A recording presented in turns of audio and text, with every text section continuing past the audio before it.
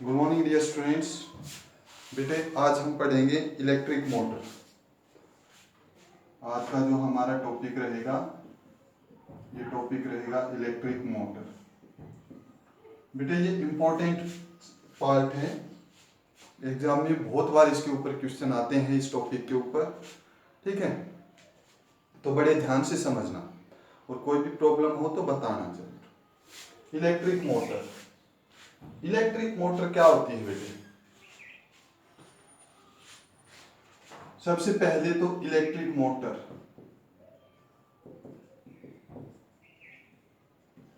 Is a device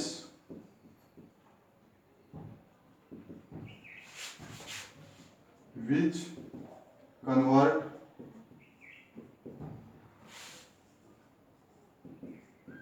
electrical energy into mechanical energy।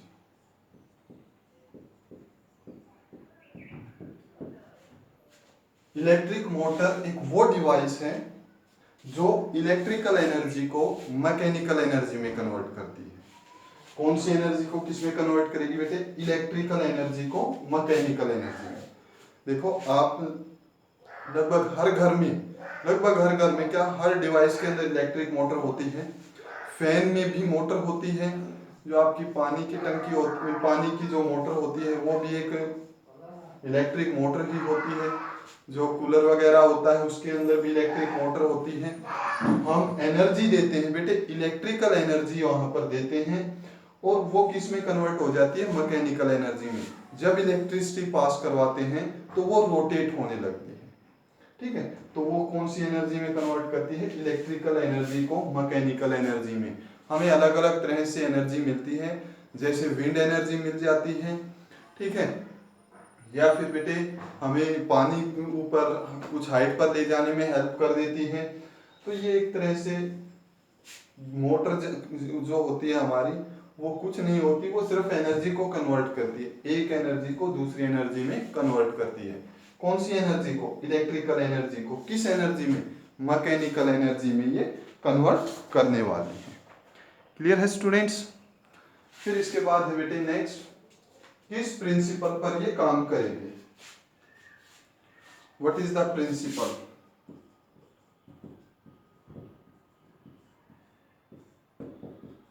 Principal of electric motor. तो इसका principle रहेगा when A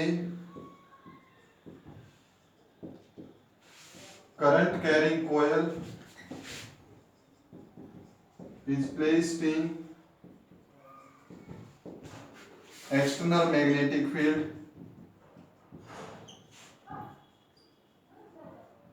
current carrying coil is placed in external magnetic field, it experience torque, it experience a torque।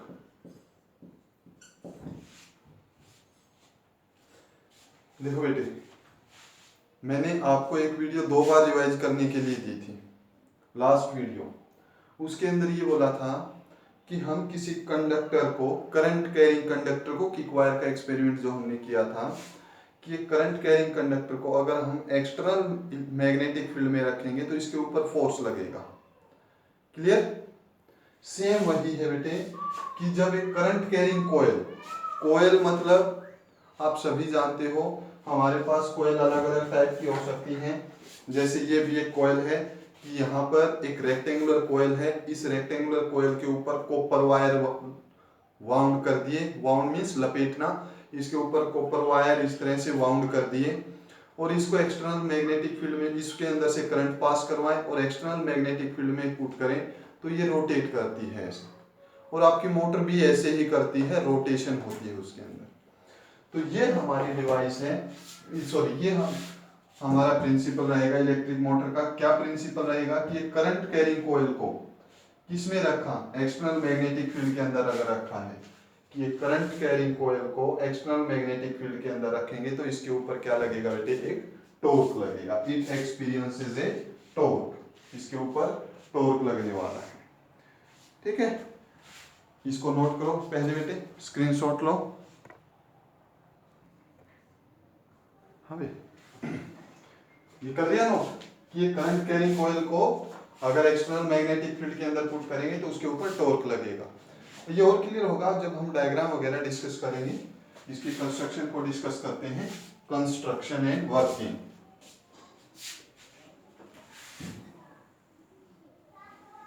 और ये जो हम motor पढ़ रहे हैं बेटे, ये डीसी मोटर हम पढ़ रहे हैं। डीसी मोटर मीन्स वो मोटर जो डायरेक्ट करंट के ऊपर काम करती हैं, जो मोटर आपके खिलौने वगैरह के अंदर लगी होती है। ठीक है, हमारे जो डिवाइसेस होती हैं उनके अंदर एसी मोटर लगी होती हैं। हमारे घर में जितनी भी मोटर हैं वो एसी मोटर हैं, बट एक अलग टाइप की मोटर होती है डीसी मोटर, हम उसको डिस्कस कर रहे हैं यहाँ पर। तो ये है हमारे पास next, construction and working of motor. Construction, पहले तो कंस्ट्रक्शन कि मोटर को कैसे बनाएंगे। ये देखो भाई, ध्यान से समझना।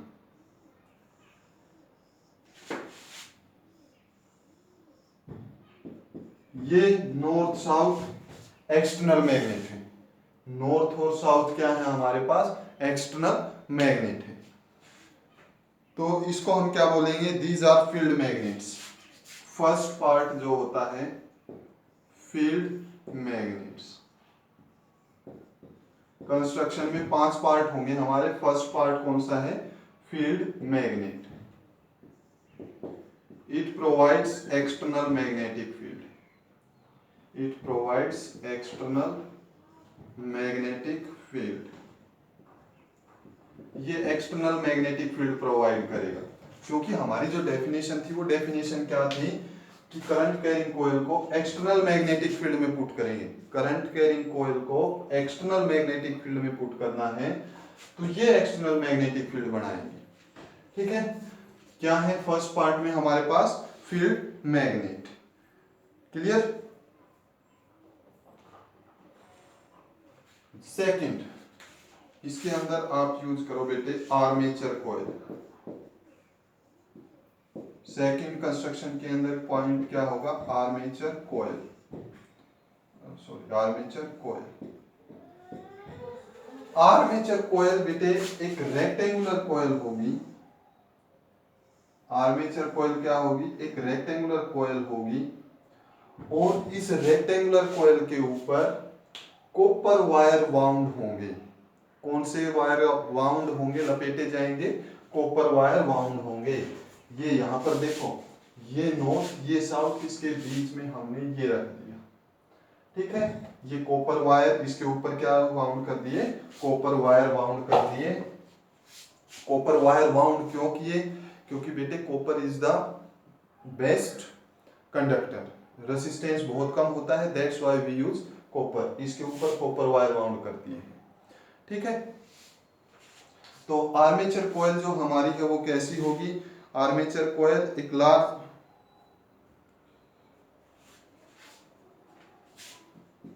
a rectangular coil, it is a rectangular coil on which insulated copper wires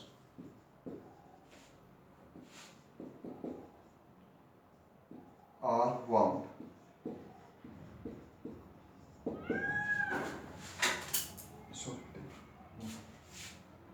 ये इंसुलेटेड का मीनिंग क्या है, इंसुलेटेड का मीनिंग है पॉलिश्ड कॉपर वायर।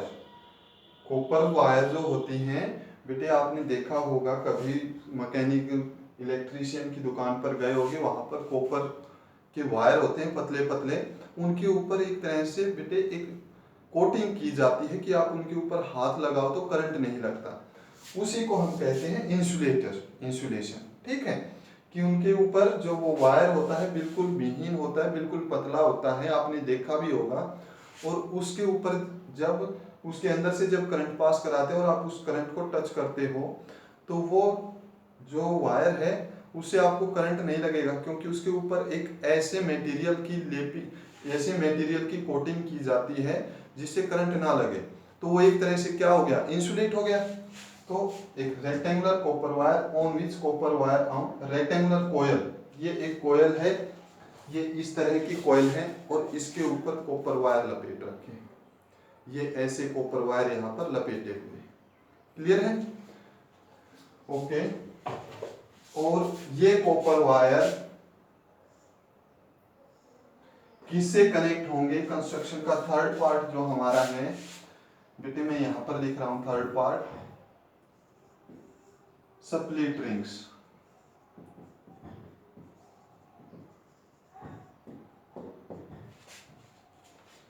ये यहां पर दो रिंग्स हैं हमारे, एक ही रिंग है, उसको हाफ हाफ कट किया हुआ है, हाफ हाफ कट किया हुआ है। क्लियर है? ये एक रिंग था, इस रिंग को ऐसे बीच से कट कर दिया हमने। ये रिंग था कंप्लीट, इस रिंग को कट किया, आधा इधर कनेक्ट कर दिया, आधा इधर कनेक्ट कर दिया। तो इसका हम नाम रख देते हैं बेटे रिंग 1 और रिंग 2। ठीक है? तो हमारे जो स्प्लिट रिंग्स हैं उसके लिए क्या लिखोगे? These are the two halves of the metallic ring. These are the two halves of a metallic ring. ये एक ही रिंग के दो टुकड़े हैं, हमने उसको क्या किया है? उसको बीच से कट कर दिया है। क्लियर है? और ये कहां पर कनेक्ट है?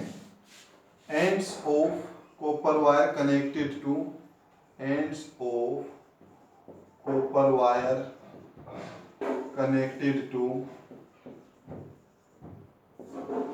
द कॉपर वायर का एंड किससे कनेक्ट है? स्प्लिट रिंग से। Split rings. क्लियर? ये देखो कैसे होता है।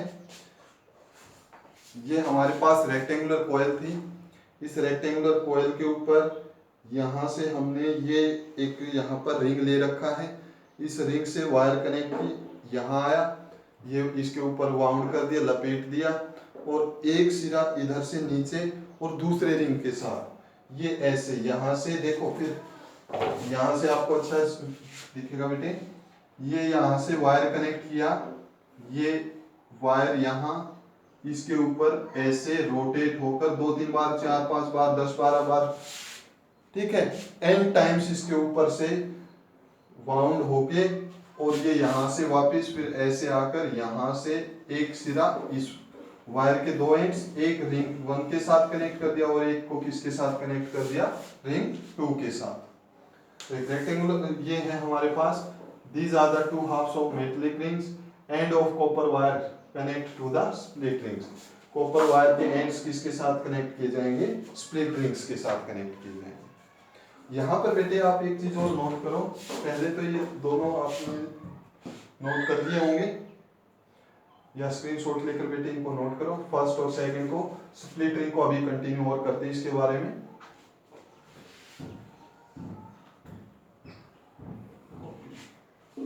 इसका जो इंपॉर्टेंट फंक्शन है, important function of split rings, split ring का जो इंपॉर्टेंट फंक्शन है बेटे, important function of split rings is to reverse the direction of current, to reverse the direction of current after half revolution, after direction of current after half revolution। इसको explain करेंगे जब इसकी working पढ़ेंगे, ठीक है। अभी आप इतना ही लिखो कि स्प्लिट रिंग्स का क्या फंक्शन है। The important function of split rings is to reverse the direction of current. ये करंट की डायरेक्शन को क्या करेगी बेटे? रिवर्स करेगी आधी रिवॉल्यूशन के बाद, आफ्टर ईच हाफ रिवॉल्यूशन। आप ये भी लिख सकते हो, हर आधी रिवॉल्यूशन के बाद ये करंट की डायरेक्शन को क्या करेगी? रिवर्स करेगी। फिर बेटे इसके अंदर जो फोर्थ पार्ट है, यहाँ पर हम ब्रश यूज करेंगे, ये। और एक चीज और ध्यान रखना कि जो हमारे पास ये रिंग्स हैं, ये रिंग्स घूमेंगे। कोयल अगर रोटेट होगी तो रिंग्स भी रोटेट करेंगे, कोयल अगर रोटेट होगी तो रिंग्स रोटेट करेंगे, ठीक है। उसके बाद हमने दो ब्रश लिए, B1 एंड B2। तो नेक्स्ट हमारा क्या है बेटे, ब्रशेस। नेक्स्ट 5 में से चौथी चीज जो हम यूज कर रहे हैं वो क्या है, ब्रश है, ठीक है। ये मेटल प्लेट्स होती हैं, these are flexible metal plates, flexible brushes are flexible metal plates connected to flexible metal plate होती हैं एंड दे आर फिक्स्ड, और ये फिक्स होती हैं। ये क्या होती है बेटे, फिक्स होती हैं। पक्का हो गया, क्लियर। ये अपनी जगह पर रोटेट नहीं करेंगी, ये रोटेट करेंगी। ये इस तरह से होता है, देखो ये हमारे पास कोई भी ब्रश है, ये मेटल प्लेट, ये हमारा रिंग है, ये रिंग इसके साथ ऐसे फिर इधर जाएगा, फिर इधर से इस ब्रश के साथ टच होकर आएगा, फिर इधर से इस ब्रश के साथ ये टच होकर आएगा, ठीक है।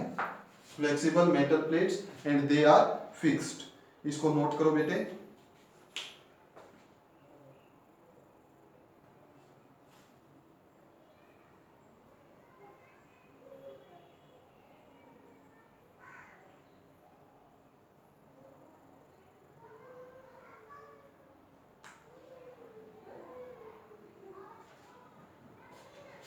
फिक्स।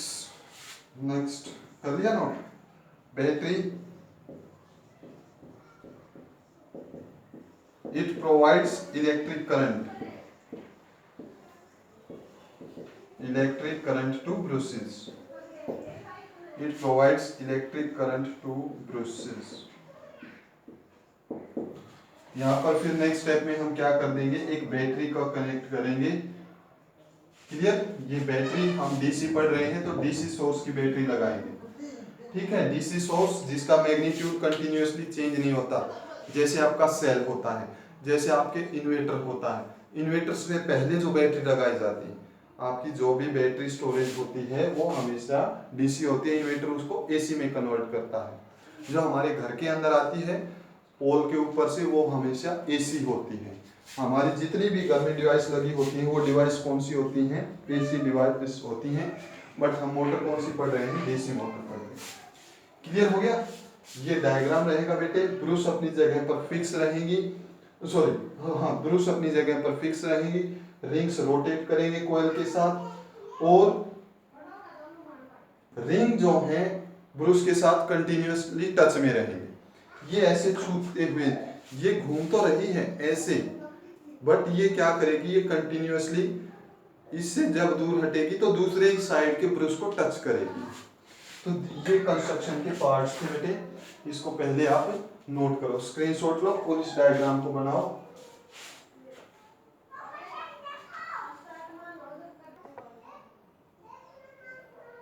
हाँ भाई कर लिया नोट। अब नेक्स्ट स्टेप में इसकी वर्किंग,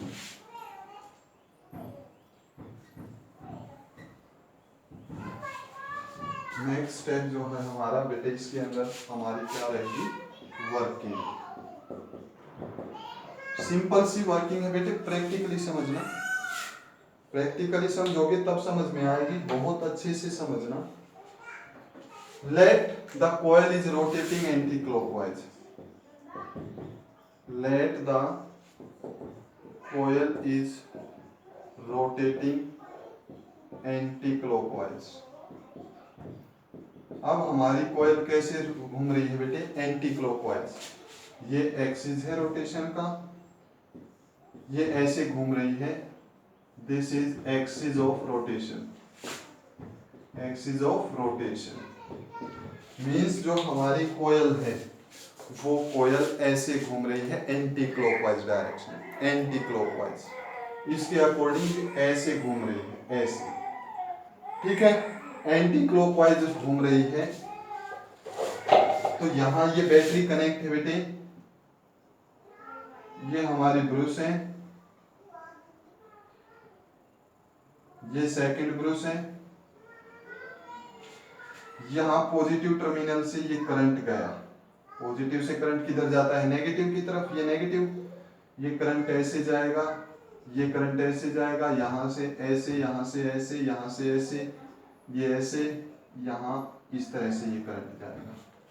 तो देखो अब प्रिंसिपल क्या था, अब सब कुछ क्लियर होता जाएगा आपको। करंट कैरिंग कोयल किस में रखी है, एक्सटर्नल मैग्नेटिक फील्ड में, इसके ऊपर क्या लगेगा, फोर्स लगेगा। तो इसके ऊपर जो फोर्स लगेगा बेटे, वो फोर्स क्या, कितना में, कितनी, कौन सी डायरेक्शन होगी, ठीक है।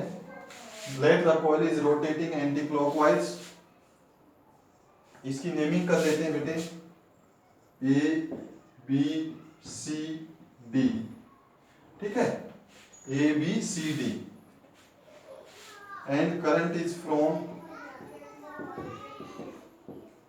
ए टू बी, ए से बी है, and from C to D, ये करंट ए से बी है और सी से डी है। Now the coil experiences the force.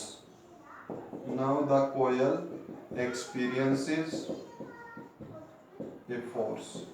अब इस coil के ऊपर एक force लगेगा, and direction of force is given by, मैंने बोला था बेटे कि coil experiment की वीडियो में, direction of force is given by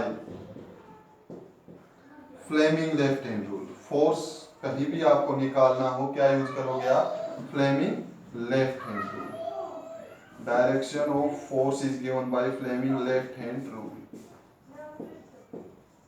तो यहां पर फोर्स की डायरेक्शन निकालो, फोर्स की डायरेक्शन निकालनी है हमें बेटे। देखो मैं यहां पर इसको रिप्रेजेंट कर रहा हूं, ये ए पॉइंट है हमारा, ये बी पॉइंट है, ये सी है, ये डी है। ए से बी में करंट ऊपर जा रहा है, करंट कहाँ जा रहा है, ऊपर जा रहा है। मैग्नेटिक फील्ड किधर है, नॉर्थ से साउथ।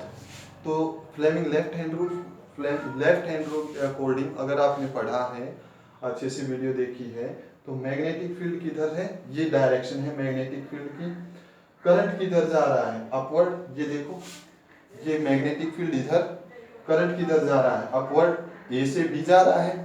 तो फोर्स किधर लगेगा इसके ऊपर, इनवर्ड। फोर्स किधर लगेगा बेटे, inward.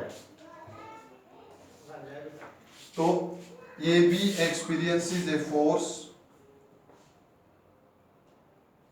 A B experiences a force in inward direction.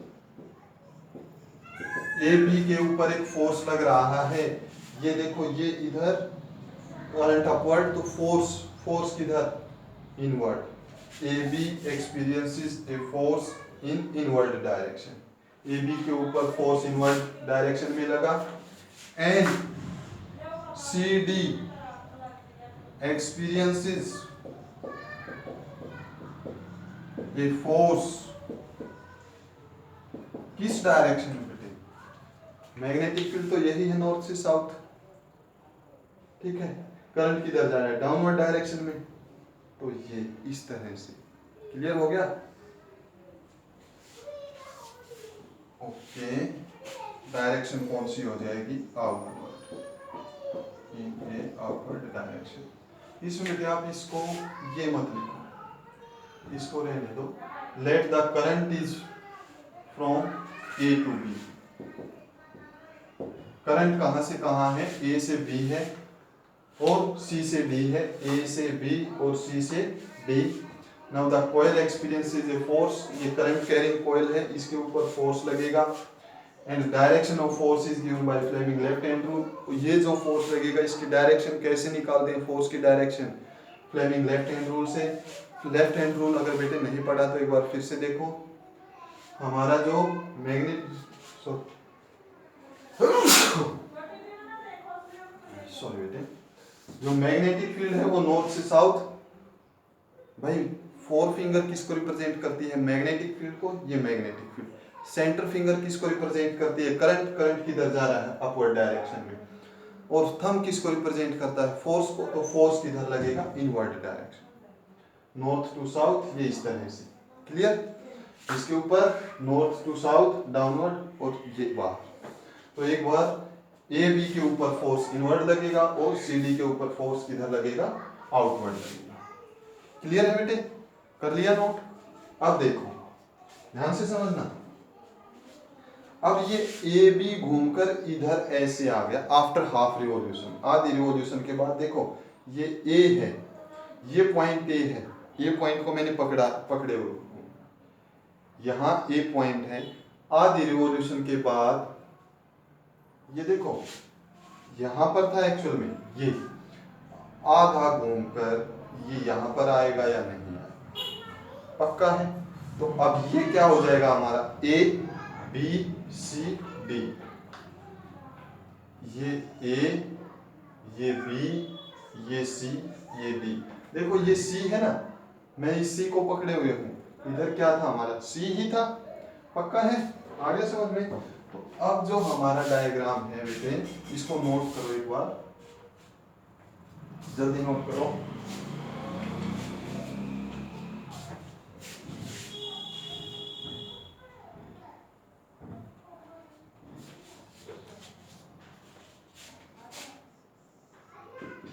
ये नॉर्थ, ये साउथ। अब ए घूमकर किधर आ गया? इधर आ गया। ए घूमकर इधर आया, ये बी इधर आ जाएगा, सी इधर आ जाएगा, डी इधर आ जाएगा। अब ये घूमा है तो ये रिंग भी इसके साथ घूमेगा। ये रिंग हमारा जो है ये R2 रिंग हो गया। ठीक है, ये रिंग हमारा R2 है। और AB की तरफ हमारा रिंग कौन सा था? R1 रिंग था। R2 किसके साथ कनेक्ट हो जाएगा? ये देखो कंस्ट्रक्शन में देखो, ब्रूस फिक्स थे, ब्रूस फिक्स थे, तो ये ब्रूस B1 रहेगा। ये हमारा ब्रूस क्या रहेगा? B2। बाकी सब कुछ फिक्स था।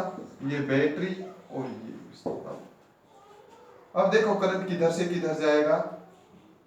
ये यहां से करंट ऐसे जाएगा, ये ऐसे, ये ऐसे, ये ऐसे।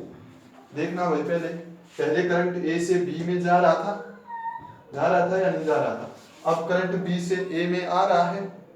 यही तो स्प्लिट रिंग का फंक्शन बताया था कि आधी रिवॉल्यूशन के बाद करंट की डायरेक्शन चेंज हो जाएगी, रिवर्स हो जाएगी, उल्टी हो जाएगी। आधा ही घूमे थे।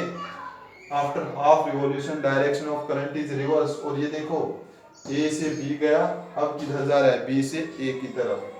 पक्का? लिख लो भाई इसको फिर से। ठीक है, आफ्टर हाफ रिवॉल्यूशन, पहले स्क्रीनशॉट लो बेटे, पहले इस डायग्राम को, जो पहले इधर वर्किंग लिख रहे थे उसमें ये डायग्राम, फिर आफ्टर हाफ रिवॉल्यूशन। ये डायग्राम बनाना है पहले आपको, ये बाद में बनाना है साइड में। ठीक है, पहले ये फिर वो। आफ्टर हाफ रिवॉल्यूशन डायग्राम ये बनेगा। After half revolution, half revolution के बाद, after half revolution direction of current is from A to B, sorry direction of current किधर है? D to C and from B to A. And coil किसमें put की गई है? And coil is placed in external magnetic field. Coil is placed in external magnetic field. जो हमारी coil है ये एक्सटर्नल मैग्नेटिक फील्ड में पुट की गई है। Therefore it experience A torque, therefore it experience a force जहां पर बेटे मैं फोर्स और टॉर्क की बात कर रहा हूं, इसको भी क्लियर करता हूं। अगर ऑब्जेक्ट स्ट्रेट लाइन में जा रहा है तो उसको हम फोर्स कहेंगे, और अगर ऑब्जेक्ट रोटेट होने लग जाए तो फोर्स को हम टॉर्क कह देते हैं। ऑब्जेक्ट स्ट्रेट लाइन में जाए तो फोर्स, और ऑब्जेक्ट रोटेट करे तो फोर्स को क्या कह देंगे? टॉर्क कह देंगे। आप यहाँ पर टॉर्क भी यूज कर सकते हो, फोर्स भी यूज कर सकते हो। there it experienced a force and direction of force is given by, किससे दी जाएगी? Direction of force is given by Fleming left hand rule. Fleming left hand rule. इस फोर्स की डायरेक्शन किससे देंगे बेटे? फ्लेमिंग लेफ्ट हैंड रूल से देंगे। इसमें फोर्स जो बनेगा कैसे? देखो, CD के ऊपर अप्लाई करो। At CD force is, direction of force is, direction of force is, ये है भाई CD। मैग्नेटिक फील्ड 4 फिंगर से रिप्रेजेंट किया जाएगा। ये direction of current upward, CD क्या हो जाएगा? Force is inward. And at AB direction of force is outward. देख लो, ये इधर करंट नीचे तो फोर्स किधर आ रहा है? Outward. Direction of force is outward. Means हमारी जो कॉइल है, पहले ए बी अंदर जा रहा था। देखो, पहले ए बी किधर जा रहा था? अंदर जा रहा था। आधी रिवॉल्यूशन के बाद ए बी अब कहाँ आएगा? बाहर आएगा। ये ऐसे ही कंटिन्यूअसली रोटेट होगा। यही मोटर होती है या नहीं होती है? ठीक है, तो ये इसकी वर्किंग थी बेटे। वर्किंग डायग्राम एग्जाम के अंदर आपसे अलग अलग पार्ट पूछ सकता है कि मोटर किस एनर्जी को किस एनर्जी में कन्वर्ट करती है। दूसरा आपसे बेटे पूछ सकता है what is the principle. Third पूछ सकता है व्हाट इज कंस्ट्रक्शन। फोर्थ पूछ सकता है व्हाट इज वर्किंग। वर्किंग अगर आती है तो आपको दोनों डायग्राम एक्सप्लेन करने पड़ेंगे। वर्किंग अगर आती है तो आपको दोनों डायग्राम एक्सप्लेन करने पड़ेंगे। क्लियर है? नोट करो बेटे इसको। और बेटे लास्ट पार्ट छोटा 5 मिनट का टॉपिक और है, इसको और कर देते हैं। इसी के अंदर है, कर लिया होगा नोट आपने, स्क्रीनशॉट ले लिया तो बेटे। नेक्स्ट जो हमारा यहाँ पर रहेगा स्पीड ऑफ रोटेशन। जो ये कॉइल है ये रोटेट कर रही है, तो इसको कैसे इंक्रीज कर सकते हैं? Speed of rotation. रोटेशन की स्पीड है जो ये कॉइल है हमारी, ये कॉइल कंटिन्यूअसली ऐसे घूम रही है। इस कॉइल की रोटेशनल स्पीड जो है उसको हम कंटिन्यूअसली इंक्रीज कर सकते हैं। Speed of rotation can be increased by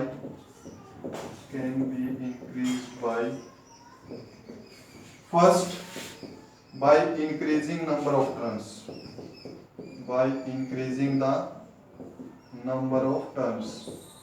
जो हम कॉपर वायर वाउंड कर रहे थे ना बेटे, उसके ऊपर ये बताया था, एक बार वो हम वायर लपेटा, फिर दूसरी बार, फिर तीसरी बार, फिर चौथी बार। हम जितनी ज्यादा टर्न्स बढ़ाएंगे, जितने ज्यादा टर्न्स करेंगे, उतनी ही रोटेशन की स्पीड क्या हो जाएगी? इंक्रीज हो जाएगी। क्लियर? दूसरा है by increasing the strength of current, by increasing the strength of current. Current को बढ़ाकर हम रोटेशनल स्पीड इंक्रीज कर सकते हैं। नेक्स्ट है by increasing the area of coil.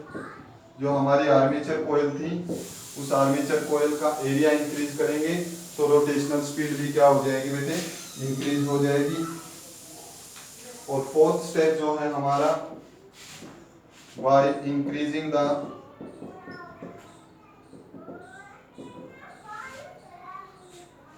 External magnetic field. जो हमारा एक्सटर्नल मैग्नेटिक फील्ड था, हम उसको इंक्रीज कर सकते करके और स्पीड रोटेशन को इंक्रीज कर सकते हैं। क्लियर है? और बेटे लास्ट में अगर आप यूज आ जाए तो इलेक्ट्रिक मोटर्स वगैरह के फैन है, जो वाटर मोटर हैं, टॉय वगैरह हैं, उनके अंदर इसका यूज़ होता है। तो बेटे ये इम्पोर्टेंट टॉपिक इस चैप्टर में से आता है और बहुत बार एग्जाम में इसमें से छोटे छोटे क्वेश्चन आ जाते हैं। फंक्शन ऑफ स्प्लिट रिंग आ जाता है या draw the diagram of motor आ जाता है। इस तरह के क्वेश्चन एक एक नंबर, दो दो नंबर में पूरा कंप्लीट 5 मार्क्स में भी आप 2-3 बार आया हुआ है। तो इस टॉपिक को हर बार क्वेश्चन आते हैं, ध्यान से बेटे कोई भी प्रॉब्लम हो तो बताना जरूर, ठीक है। Thank you students, have a nice day.